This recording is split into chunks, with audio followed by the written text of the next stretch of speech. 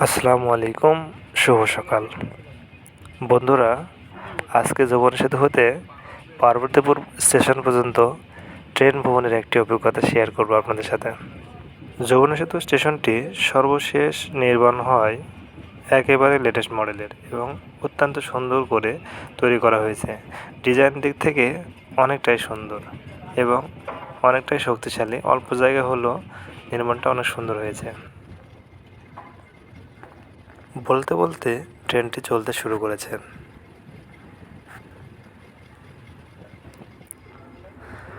আমরা এখন অবস্থান করছি ঠিক যমুনা সেতুর উপরে।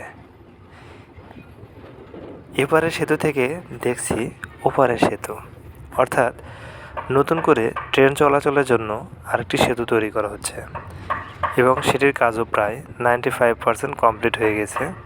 অলরেডি টেস্টিং স্বরূপ ট্রেন চলাও শুরু হয়েছে। আশা করছি ওই পারের সেতুটি চালু হলে ট্রেন জগতে এক বৈপ্লবিক পরিবর্তন ঘটবে, বিশেষ করে উত্তরবঙ্গের জন্য। উত্তরবঙ্গে ট্রেন চলাচলের জন্য এই যমুনা সেতুতে খুব ধীর গতিতে ট্রেন চলাচল করতে হতো, কিন্তু বর্তমানে বৈবৃষ্টির চালু হলে সেটার গতি বাড়বে অনেক গুণ বেশি।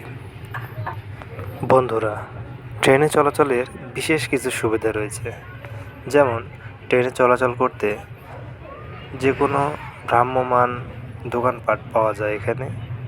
যত ধরনের খাবার দাবার তারা সাপ্লাই করে এবং বিভিন্ন হকাররা এখানে প্রতিনিয়ত সব প্রয়োজনীয় জিনিস সরবরাহ করে থাকে। এছাড়া ট্রেনের ভিতরে টয়লেটের ব্যবস্থা রয়েছে।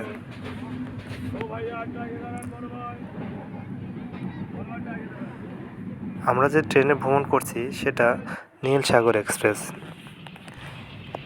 এই ট্রেনটি সকাল 6টার দিকে ঢাকা থেকে ছেড়ে আসে এবং বিকেল 5টার দিকে চিলহাটি পর্যন্ত শেষ গন্তব্যস্থলে পৌঁছায়। আমরা এখন যে এলাকায় অবস্থান করছি দুপাশের সবুজে ভরা এবং সোনালি সর্ষে ফুলে ভরা অত্যন্ত সুন্দর মনোরম একটি দৃশ্য, যা দেখলে আপনার মন কাড়বে।